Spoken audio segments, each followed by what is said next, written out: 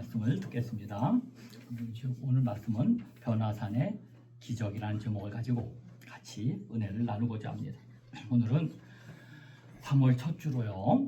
모든 교회가 변화산에서 예수님이 변화되신 사건을 기념하는 함께 지키는 변화주일입니다. 예수님이 베드로, 야고보, 요한을 데리고 따로 높은 산에 올라가셨더니 그 얼굴이 해같이 어찌 빛과 같이 희게 변형된 사건을 기념하는 주일인 것입니다. 오늘 본문의 말씀은 마태복음과 마가복음에도 기록된 매우 중요한 말씀입니다. 9장 22절입니다. 인자가 많은 고난을 받고 버림받아 죽임을 당하고 제3일에 다시 살아나야 하리라.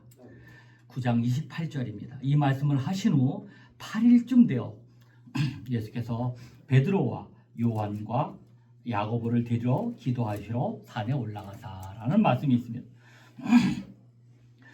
예수님은 순환여고를 하신 후 8일쯤 되어 베드로, 야고보, 요한을 데리시고 따로 산에 오르십니다. 순환여고를 하신 후 8일이라는 말은 안식일 다음 날인 8번째 날에 일어난 주님의 부활을 미리 보여준 사건이라는 말씀을 하고 있는 것입니다. 예수님은 사랑하는 세 제자를 데리시고 산에 올라가셨습니다. 세 제자는 거기서 정말로 세상에 볼 수 없는 놀라운 일을 경험하게 됩니다. 예수님께서 기도하시는 동안 예수님의 얼굴은 변화하였고 그의 얼굴은 환하게, 그의 옷은 환하게 빛이 났습니다. 이와 같은 예수님의 변화는 그가 단순한 그냥 사람이 아니라 신적 존재임을 우리에게 보여줍니다. 예수님께서 기도하실 때 그 자리에 모세와 엘리야가 나타났습니다. 모세는 율법을 대표하는 인물이고 엘리야는 선지자를 대표하는 인물입니다. 구약 시대를 대표하는 이 두 인물이 예수님의 기도하는 가운데 나타나신 것입니다. 모세는 예수님이 탄생하기 전 약 1500년 전쯤의 인물입니다. 엘리야는 예수님이 탄생하기 전 약 900년 전의 사람이었습니다. 우리가 구약 성경을 통해 잘 알고 있듯이 모세는 이미 죽었고 엘리야는 병거를 타고 하늘에 올라갔습니다. 그런데 어찌된 일인지 오늘 본문에서 이 두 사람은 마치 살아있는 존재처럼 예수님 앞에 나타난 것입니다. 심지어 예수님과 대화를 나누고 있습니다. 이 장면을 통해 우리들은 죽음이 존재의 끝이 아님을 확실히 알 수 있는 것입니다. 죽음 이후의 삶이 우리 인간들을 기다리고 있다는 것을 세 명의 제자와 우리에게 확실하게 보여주고 있다는 것입니다. 예수님 앞에 나타난 모세와 엘리야는 예수님께서 앞으로 예루살렘에서 세상을 떠나실 것을 이야기합니다. 오늘 본문 31절을 보면 예수님께서 세상을 떠나신다는 표현을 별세라는 단어로 표현합니다. 31절입니다. 9장 31절입니다. 영광 중에 나타나서 장차 예수께서 예루살렘에서 별세하실 것을 말할 때 예수님이 십자가에 못 박혀 죽으신다는 표현을 별세하는 것으로 표현하고 있습니다. 이 단어는 헬라어로 보면 엑소도스라는 말로 표현되어 있습니다. 여러분 엑소도스라는 말은 많이 들어봤을 것입니다. 그것은 구약의 출애굽을 의미하는 단어입니다. 아니 죽음을 엑소도스라고 별세라고 표현하고 엑소도스라고 표현하고 있다는 사실입니다. 그 이유는 모세와 이스라엘 백성들이 출애굽을 통해서 구원을 경험했듯이 예수님의 죽음과 부활을 통해 인류가 구원을 얻게 될 것이라는 그런 사실 때문입니다. 구약 시대에는 모세를 통하여 애굽 왕 바로와 그의 군대의 속박에서 건진받은 출애굽 사건이 일어나듯이 이제 신약 시대에는 예수님을 통해서 사탄과 죄악의 속박에서 해방되는 새로운 구원의 출애굽이 일어나게 된 것입니다. 이처럼 모세와 엘리야가 예수님의 죽으심에 대해서 주님과 함께 이야기하고 있을 때 마침 졸고 있던 제자들이 잠을 깹니다. 이들은 눈앞에 펼쳐진 광경에 깜짝 놀랍니다. 예수님의 용모는 변화했고 그의 옷은 환하게 빛이 나고 있었으며 그분 앞에는 모세와 엘리야가 있었습니다. 제자들의 두 눈이 휘둥그레졌을 것입니다. 모세와 엘리야가 떠나려고 하자 베드로는 예수님께 이 산 위에다가 초막 셋을 지을 수 있도록 간청하고 있습니다. 베드로가 초막 셋을 짓자고 이야기할 즈음에 구름이 와서 그들을 덮었습니다. 구약에서 구름은 하나님의 임재를 상징합니다. 구약 구름 속에서 하나님의 음성이 들려옵니다.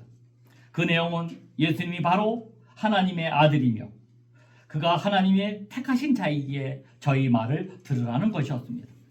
이전에 예수님께서 세례 요한에게 세례를 받으실 때도 하늘에서 음성이 들린 적이 있었습니다. 그때는 하나님은 너는 내 사랑하는 아들이라 내가 너를 기뻐하노라 라고 말씀하셨습니다. 이번에는 변화산에서 예수님이 하나님의 아들이심을 다시금 확증해 주셨습니다.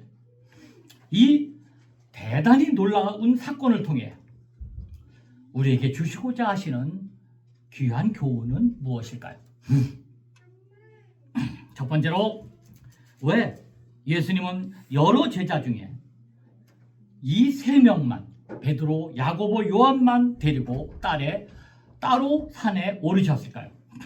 제자는 모두 12이었지만 그 중에서도 베드로, 야고보, 요한만을 예수님은 가끔 특별히 따로 데리고 다니셨습니다. 대표적인 예가 십자가의 죽음을 앞두고 겟세마네 동산에서 기도하실 때와 오늘 본문에 나오는 변화산의 때를 들 수 있습니다. 세 사람의 특징은 다른 제자보다 더 열정적으로 예수를 쫓았지만 세상적인 욕심이 강한 사람들이었습니다. 그들은 열정도 있었고 사랑도 있었고 욕심도 강한 다혈질이었던 것 같습니다. 그들은 예수를 통해 출세도 하고 싶었고 의식주도 해결할 목적도 가지고 있었던 것 같습니다. 마태복음 16장 23절에는 십자가의 순환을 예고하시고 십자가를 지고 가는 예수님을 막아서는 베드로에게 사탄아 내 뒤로 물러서라 너는 나를 넘어지게 하는 자로다 내가 하나님의 일을 생각하지 아니하고 사람의 일을 생각하는도다 라고 말씀하시는 장면이 있습니다. 베드로는 열심히 주를 쫓았지만 사실은 주를 위하기보다는 그저 사람의 일만 생각하는 사람이었습니다. 자신의 일, 땅의 일만 생각하는 베드로였던 것입니다. 또한 마태복음 20장 21절에는 야고보 요한의 어머니가 예수님께 구합니다. 나의 두 아들이 하나는 주의 우편에 하나는 주의 좌편에 앉게 명하소서. 야고보 요한도 가장 앞서서 예수님을 쫓았지만 자신들의 출세와 세상적인 욕심을 위해 예수님을 따랐다는 것을 우리는 알 수 있는 것입니다. 평생 교회를 다니지만 끝까지 변화하지 않는 교인이라 할 수 있는 것입니다. 교인 중에 많은 부분이 이에 해당합니다. 여러분은 어떻습니까?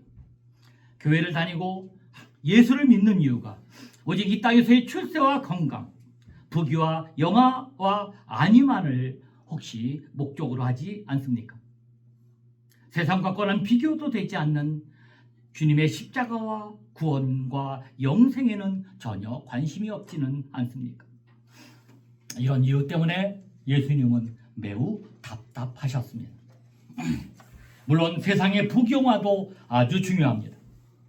그러나 그것만을 생각하다가 눈이 어두워져서 그것과는 비교가 되지 않는 영원한 하늘나라를 잃어버릴까봐 예수님은 답답하셨던 것입니다. 이러한 제자들을 보다 못해 그러한 제자들을 변화시키기 위해 예수님은 변화산으로 따로 데리고 올라가셨던 것입니다. 그들은 예수님의 용모가 변화되고 광채가 나며 모세와 엘리야와 더불어 말씀하시는 이 굉장한 신비하고 놀라운 현장을 보고 부활하실 예수님의 변화된 모습을 미리 보며 맞아, 이 세상에서의 죽음이 끝이 아니며 또 다른 세상, 영원한 세계가 있음을 그들은 눈으로 목도하게 됩니다. 그들은 이 세상에 부귀영화가 없어도 나는 주님 한 분이면 충분합니다라며 그렇게 그들도 역시 변화하게 되었던 것입니다. 베드로가 그렇게 말합니다. 9장 33절입니다. 베드로가 예수께 여짜오되 주여 우리가 여기 있는 것이 좋사오니 우리가 초막 셋을 짓되 하나는 주를 위하여 하나는 모세를 위하여 하나는 엘리야를 위하여 하사이다. 아니 그처럼 세상적으로 욕심 많았던 제자들이 세상 부귀영화가 전혀 없어도 우리들은 주님만 있으면 이곳에 주님만 있으면 초막 셋을 짓고 있으면 천국입니다 하면서 완전히 다른 사람으로 변화되었던 것입니다. 수십 년을 교회 다녀도 사람은 잘 변화되지 않습니다. 그러나 이러한 영적 체험은 사람을 변화시키는 것을 우리는 알 수 있습니다. 부활의 믿음과 성령의 역사만이 우리를 변화시키는 것입니다. 여러분은 오늘의 베드로처럼 세상 부귀영화 욕심 다 버리고 예수님만 모시고 예수님만 있으면 천국으로 살아갈 수 있겠습니까? 천국이라고 외치며 고백할 수 있겠습니까? 우리의 믿음의 선진들은 세상의 부귀영화는 물론 주님을 목숨까지 기꺼이 주님을 위해 다 바쳤던 것입니다. 이 세상에서의 죽음이 끝이 아니라는 것을 우리의 선진들은 더 깨닫고 예수만 있으면 그곳이 어디든 죽든지 살든지 천국이라는 것을 깨달았던 것입니다. 정말 예수만 있으면 여러분은 출세, 결혼, 취업, 성적, 명예, 권세를 버리고 예수만 있으면 천국의 삶이라고 여러분은 고백할 수 있으시겠습니까? 이렇게 고백하는 사람들은 교회에서 기도와 찬양과 말씀의 능력을 체험하며 그 맛을 아는 사람이라고 할 수 있습니다. 쉽게 말하면 성령을 체험한 사람들이라고 할 수 있는 것입니다. 세상 사람들은 쉽게 이해하지 못하겠지만 그 맛은 세상의 그 어떤 것과도 비교할 수 없기 때문입니다. 그들은 사도 바울이 이 세상의 모든 부귀와 영화와 자랑을 배설물처럼 여겼다는 고백을 이해하는 사람들이며 오늘 본문의 베드로가 변화산에 초막 셋을 짓고 거기서 살자는 말을 충분히 이해하는 사람들이며 저들은 찬송가 중에 높은 산이 거친 들이 초막이나 궁궐이나 내 주 예수 모신 곳이 그 어디나 하늘나라라는 찬송을 그 누구보다 확실히 이해하고 동의하는 사람들인 것입니다. 여러분, 우리 주님은 여러분들도 베드로가 변화된 것처럼 이렇게 주님만 모시면 천국입니다 고백하는 그렇게 변화되는 여러분 되시기를 원하고 계신다는 사실입니다. 두 번째로, 그러나 오늘의 말씀 주제는 여기서 끝나지 않습니다. 주님은 제자들의 소원, 즉 주님만 모시고 나물 먹고 물만 먹고 사는 세상으로부터의 격리된 삶을 허락하지 않으셨습니다. 그들은 그곳이 너무 좋아 이제는 세상을 잃어버리고 등한히하는 사람들이었습니다. 기도도 많이 하고 성령의 체험도 있고 교회 봉사도 열심히 하고 헌신적이고 그리고 세상에서 그리스도의 군사로 살아가는 일에 정말 최선을 다하는 그런 사람들이었지만 이 세상에서 정말로 하나님의 일은 정말 열심히 하는 사람들이었지만 세상에서 하나님의 군사로 살아가는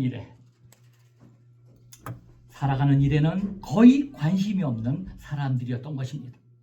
궁궐 같은 세상보다 초막 같은 교회를 더 좋아하는 것은 매우 좋은 것 같으나 온 힘을 교회에만 쏟아서 정작 변화해야 할 세상은 관심 없이 포기한 채 살아가기 때문입니다.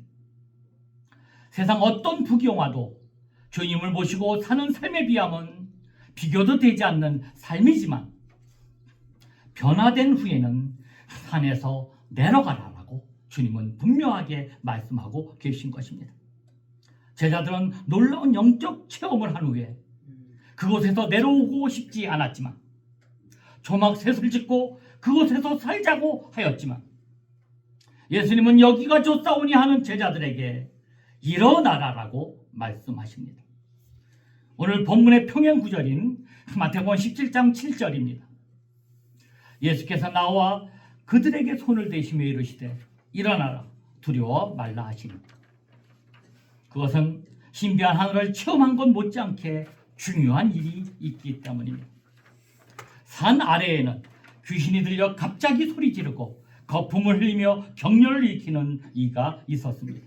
9장 39절입니다. 귀신이 그를 잡아 갑자기 부르짖게 하고 격려를 일으켜 거품을 흘리게 하며 몹시 상하게 하고야 겨우 떠나가나이다. 그러나 산 아래에 남아있던 제자들은 그 귀신을 쫓아내는데 실패하고 맙니다. 그들은 능력이 없었기 때문입니다. 9장 40절입니다. 당신의 제자들에게 내쫓아주기를 구하였으나 그들이 능히 못하더이다. 베드로의 말대로 만일 그냥 변화산이 좋아서 세상으로 내려오지 않았더라면 자신들이야 그저 3층 천과 같은 그 황홀한 느낌을 가지고 생활할 수 있었겠지만 산 아래서 고생하고 있는 어린아이를 고쳐줄 수는 없었던 것입니다. 예수님은 사랑하는 세 제자를 변화산으로 데리고 올라가셨습니다. 변화산에서의 영적인 체험으로 무장을 하고 세상으로 내려가 귀신 들린 아이 같은 이 세상과 싸워 모든 어그러진 것들을 바로잡고 이 땅에 하나님 나라를 건설하게 하시기 위하여 예수님은 사랑하는 세 제자를 변화산으로 데리고 가셨던 것입니다.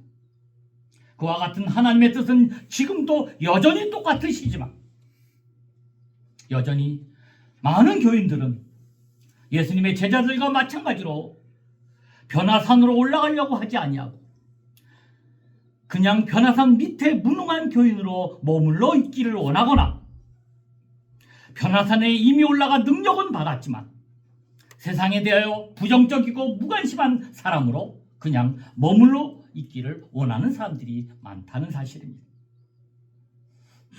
하나님의 뜻을 따라 성령을 체험한 뜨거운 사람들이 세상으로 내려가 자기가 있는 자리에서 세상과 싸우며 이 땅에 하나님의 정의를 실현하기 위하여 싸우는 사람들은 사실은 그 수가 많지 않다는 것입니다. 우리는 교회 일만 하나님의 일이고 세상에서의 일은 하나님의 일이 아닌 것이라고 착각하지 말아야 합니다. 내게 맡겨주신 그 세상 일도 하나님이 기뻐하시는 하나님의 일인 것입니다. 내가 게을러서 내가 노력하지 않았고 하나님이 도와주시지 않았다고 우리는 핑계대지 말아야 합니다. 빌보서 3장 8절에서 9절 말씀입니다. 내가 그를 위하여 모든 것을 잃어버리고 배설물로 여기면 그 소를 얻고 그 안에서 발견되려 함이니. 사도 바울은 세상의 모든 것을 배설물로 여기며 주를 얻었다고 합니다.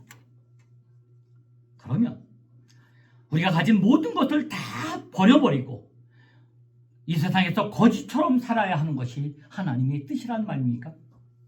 사도 바울은 예수를 위하여 세상의 자랑을 배설물로 여겼다고 날마다 고백했지만 사실은 그가 그 당시 가장 유용했던 가장 권력이 있었던 로마 시민권은 버리지 않았다는 사실을 우리가 알아야 합니다. 오히려 주의 복음을 위해 오히려 주의 복음을 로마까지 가서 전도하기 위해 사용했지만 그 시민권을 사용했지만 자신을 위해서는 죽는 순간에도 그것을 사용하지 않았습니다. 더 열심히 공부하고 더 노력하여 학위도 따고 돈도 벌고 출세도 하여 주를 위해 사용하고 쓰는 것이 바로 사도 바울이 말씀하신 배설물로 여기는 것이라는 사실입니다. 마태복음 6장 25절입니다. 무엇을 먹을까, 무엇을 마실까, 무엇을 입을까 염려하지 말라. 마태복음 6장 33절입니다. 그런즉 너희는 먼저 그의 나라와 그의 의를 구하라. 그리하면 이 모든 것을 너희에게 더하시리라. 세상의 재물과 먹고 마시는 것, 세상에서 누리는 것이 죄악된 것일까요? 만약에 그것이 죄악이라면 하나님은 제하여 버리실 텐데 라고 말씀하실 텐데 더하여 주신다고 말씀하셨습니다. 그것은 우선순위의 문제입니다. 세상적인 노력은 하지 않고 능력 없음을 핑계대지 말아야 하는 것입니다. 여러분 생각해 보시기 바랍니다. 골리앗을 쓰러뜨린 다윗의 돌팔매 실력이 전혀 돌팔매를 던지지 못하는 다윗이 그 골리앗을 만난 그 순간에 갑자기 능력이 생겨서 그 골리앗을 쓰러뜨렸을까요? 천만의 말씀이죠. 그 다윗은 평상시에도 그 돌팔매를 던지기 위해서 갈고 닦았다는 것입니다. 하나님이 원하시는 믿는 자의 능력은 열심히 갈고 닦고 노력하여 실력을 기르고 주님이 쓰고자 하실 때 아낌없이 던져버리고 마는 것입니다. 사무엘상 17장 45절입니다. 너는 칼과 단창으로 나아오니와 나는 만군의 여호와의 이름으로 곧 내가 모욕하는 이스라엘 군대의 하나님의 이름으로 내게 나아가노라. 열심히 돌팔매 연습을 하고 실력을 쌓았지만 정말로 모든 사자를 때려잡을 만큼 실력을 쌓았지만 모든 것이 내가 아니라 주님이 하셨음을 인정해 드리는 것이 바로 사도 바울이 말하는 모든 가진 것을 배설물로 여긴다는 그런 말씀에 해당되는 것입니다. 여러분, 하나님이 원하시는 변화산의 기적, 그 교훈은 무엇입니까? 변화산에서의 변화된 삶을 통해 죽음 이후에 영원한 세계가 있음을 깨닫고 죽음도 두려워하지 않는 믿음으로 주님이면 충분합니다. 내가 죽어도 주님이면 충분합니다며 그렇게 고백한 후 변화산을 일어나 내려가서 세상과 싸우는 것입니다. 더 노력하고 더 공부하고 학위도 따고 출세도 해서 주의 복음을 위해 쓰는 것, 버리는 것이 하나님의 뜻인 것입니다. 여러분, 그저 성전들만 받고 다니는 교인이 되지 말고 우리 모두가 변화산으로 올라가시기 바랍니다. 그리고 그 변화산에서 성령 충만을 받아 세상의 부귀영화 다 우습게 볼 수 있는 능력을 받으시기 바랍니다. 사도 바울과 같이 그 모든 것들을 배설물처럼 여길 수 있는 신앙의 자리에 들어가시기 부탁드립니다. 평생 주를 믿는다고 하면서도 그저 세상에 연연하여 세상 욕심을 버리지 못하고 세상에 종노릇하면서 사는 그런 삶은 이제는 청산해 버리시기 바랍니다. 그리하여 세상이 감당할 수 없는 당당한 그리스도인들이 모두 다 되셨으면 좋겠습니다. 진정 하나님이 원하시는 놀라운 변화, 하나님은 충분합니다. 하나님이면 충분합니다라며 성령 충만하여 믿음으로 살면서 다윗처럼 자신의 사명, 자신의 속한 곳에서 열심히 노력하여 최고의 실력가가 되어 주님이 쓰라고 하실 때 주님의 이름으로 자신의 모든 것을 던지는 것입니다.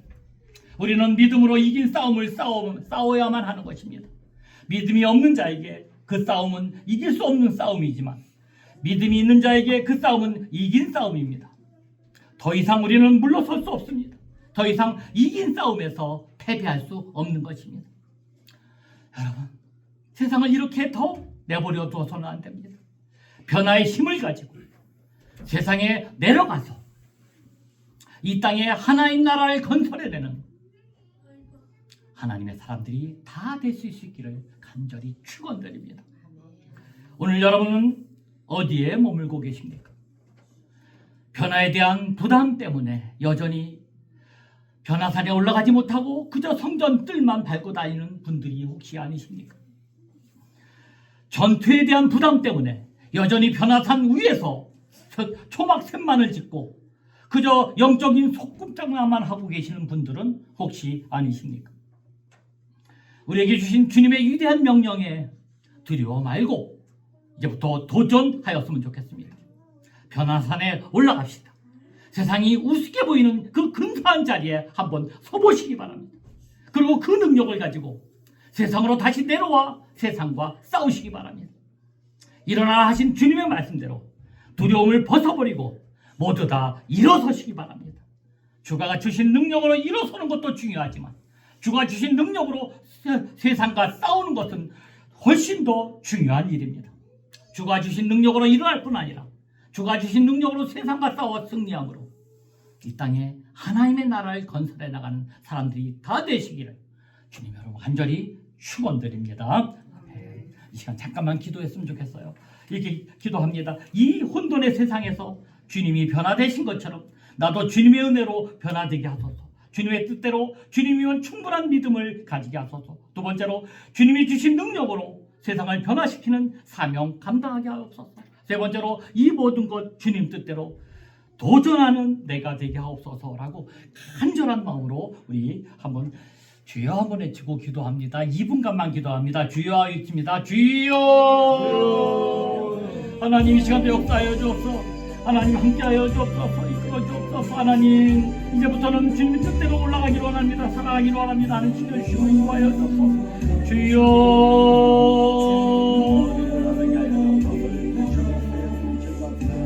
하나님이 시를 주여